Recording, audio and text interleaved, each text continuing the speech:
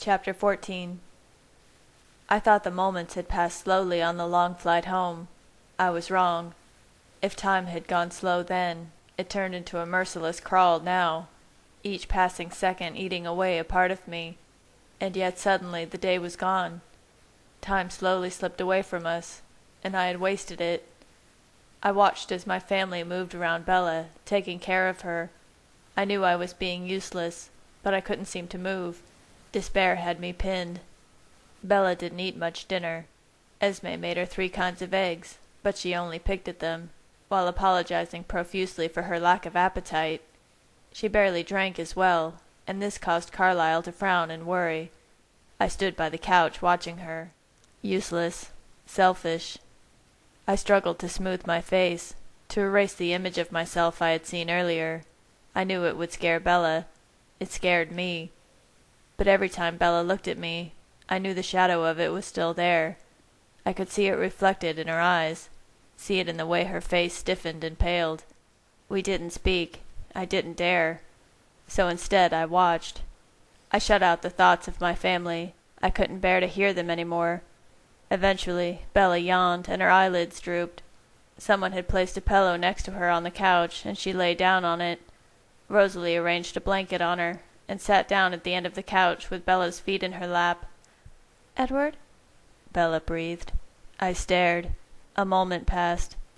"Help me sleep, Edward," she continued in a small voice. I knew I was being awful. I should kneel down, gather her in my arms, and sing her to sleep with her lullaby. But I couldn't do it. Fear gripped me, held me too tightly, a vice at my throat. I was afraid if I touched her, loved her like that, the emotions burning inside me would burst out, making us both victims of the fear, self-loathing, and despair I felt. So I remained frozen, and watched as her face slowly started to fall. With horror, I saw the glisten of tears start to form in her eyes. It turned out I could hate myself more. Do something, damn it. "I'll play you to sleep," I whispered. My voice didn't sound like my own. It echoed strangely in my ears. She smiled a little at this, and settled into the pillow. I went over to the piano and sat down. The room was growing dark as evening fell. Never taking my eyes off Bella, I began to play the lullaby I had written for her so many lives ago. The notes rang through the house, gliding up and down the keyboard as my love's eyelids began to fall and then close. I watched as her features softened and relaxed, falling into the elusive peace of human sleep. She looked so beautiful. In my distraction, the walls I had been holding up to the other's thoughts slipped, and I was suddenly hit full force with my family's combined memories brought on by the song I was playing. Their memories of when I had first met and fell in love with Bella, when I had sat down at this piano and composed this lullaby. I stopped, my hands frozen over the keys, paralyzed by the pain brought on by this onslaught. I tried to block it out, but now my own memories were coming. Bella, asleep in her bed, pale face glowing slightly in the moonlight. "Edward, I love you." Sitting beside me as I played this melody for her the first time, crystal tears shining on her pale cheeks. My head fell into my hands. Make it stop, I thought.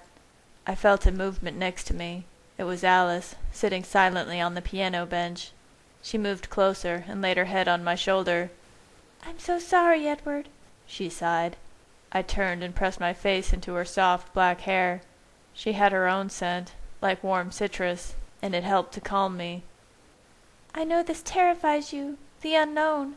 I'm scared too," she said softly. "I'm sorry, Edward. For you. For Bella." Her voice broke on the last word. Pain twisted in my chest. I turned my head, keeping my cheek against her head. "We were just so happy," I choked out. "Everything was perfect. She wanted to stay human with me for a little while longer." My desperate words shook Alice, caused her to lose focus. Suddenly her mind filled with images she had been hiding from me, memories of her visions. Bella and I sitting on a grassy campus, with leaves in the trees surrounding us with a wild mixture of red, yellow, and orange. Brick buildings in the background.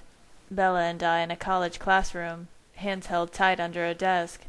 Charlie's house, a half-decorated Christmas tree, Bella laughing, blushing, human. "Oh!" Alice gasped, vainly trying to fill her head with thoughts of Jasper. It was too late. I sucked in my breath and pulled sharply away from her, icy realization stabbing at me. These were images she must have seen when Bella and I were away on Isle Esme, when we talked about Dartmouth, when we had talked about more time. "Were the visions clear?"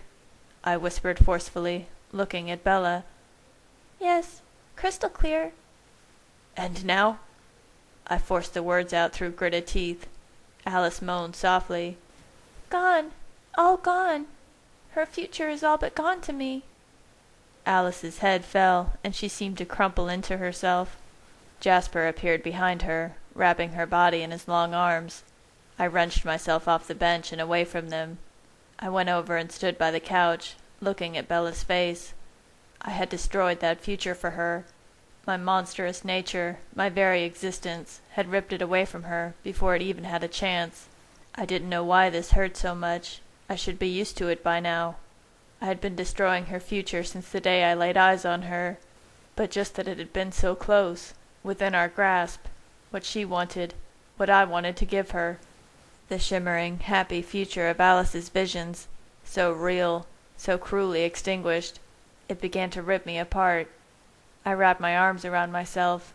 My mind dredged up a memory from Jacob's mind of how Bella used to wrap her arms around herself to keep the pieces together when I had left her. That's what I did now. Somewhere, fate laughed darkly. I squeezed harder and felt myself pulling in short breaths through my clenched teeth. I was sinking, spiraling into uncontrollable despair.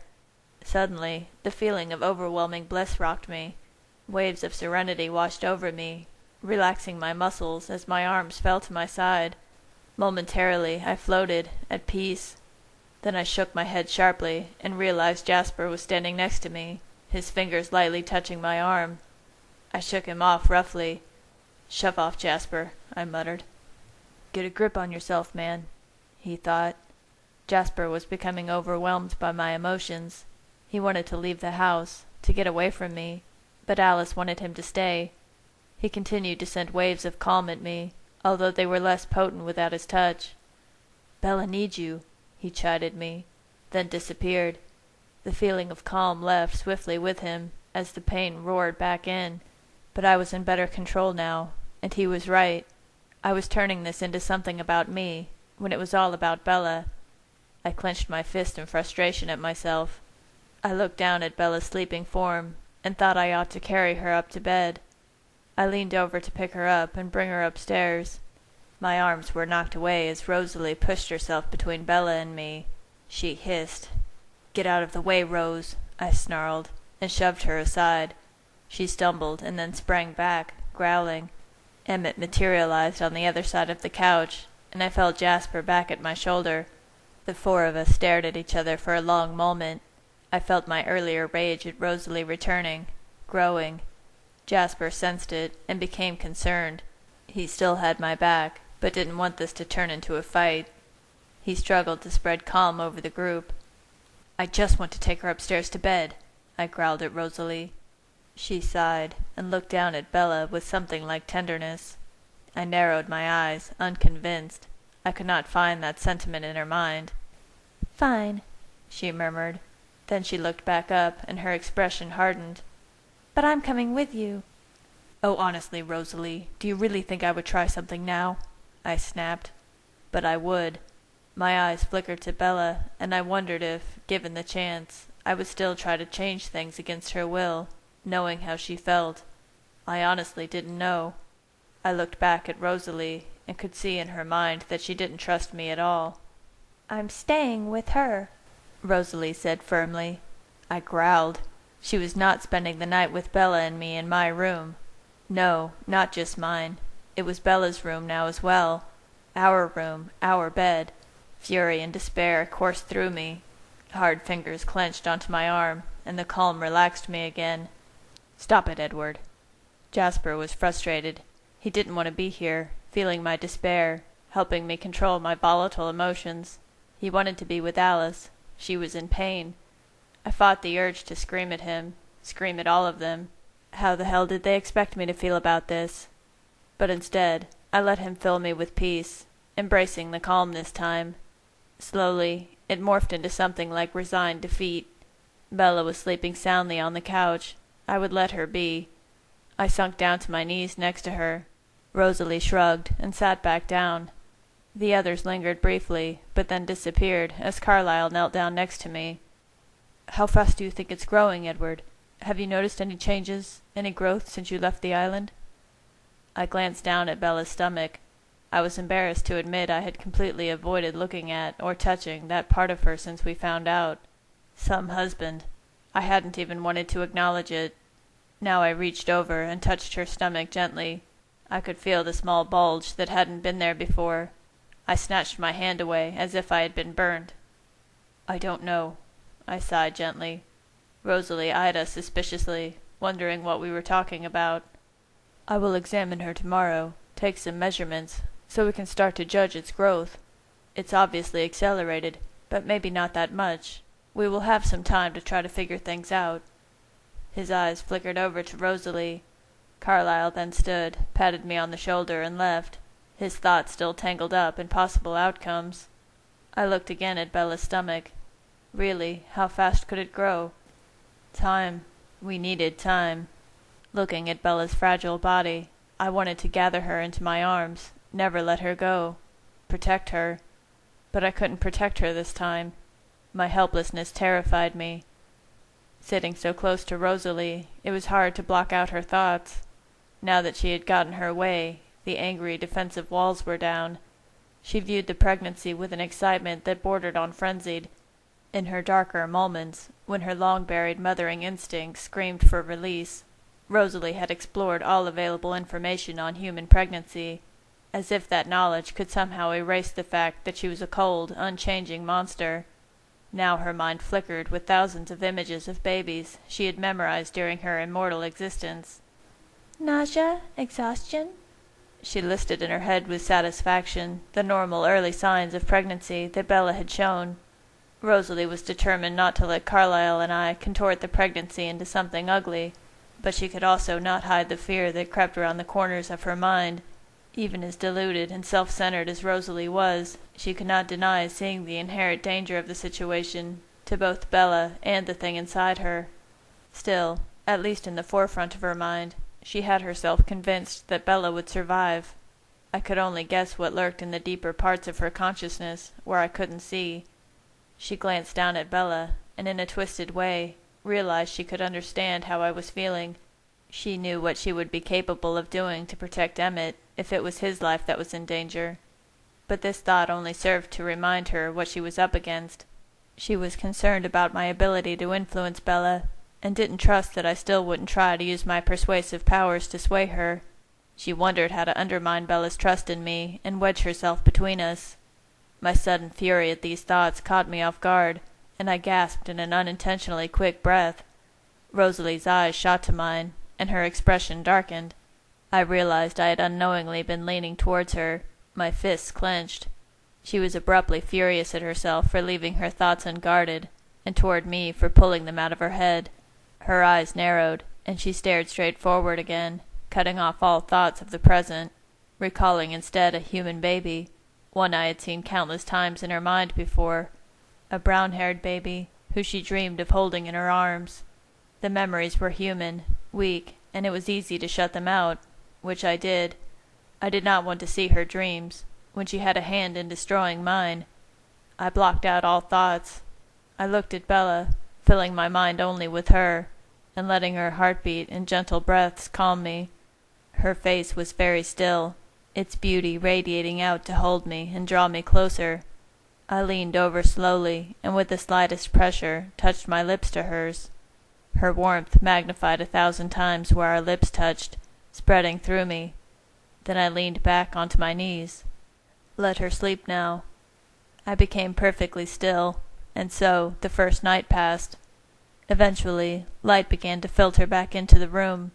Bella had slept soundly, as she had on the island. Now she moved restlessly in her sleep, and made a small noise. I unfroze, and for the first time all night my eyes left her face. I trailed my eyes down her body and stopped when they rested on her stomach. Something about the way the blanket lay against her caught me. Slowly, I moved my arms and pulled it back. Rosalie unfroze, watching me with wary eyes. I looked carefully, and then fear had me in her steely grip again. "Carlyle," I whispered roughly. He appeared immediately, followed by the others, who had heard the panic in my voice. I stood up. "Her stomach," I breathed. I sucked in air sharply. "It's grown. It's bigger." Everyone turned to study Bella's sleeping form. The bulge was shockingly larger than last night, at least 3 times bigger. Then, as we all watched, Bella's stomach moved, almost imperceptibly, but we saw it. 7 statues took a step back in shock. A multitude of thoughts collided with me, the emotions different, but the realization the same. Growing, alive, growing fast, too fast. It moved again, and Bella winced in her sleep. A chorus of breaths sucked in. A long moment of silence. Then Bella opened her eyes and looked up in surprise. 7 pairs of dark golden eyes, emotions ranging from excitement to concern to horror, looked back.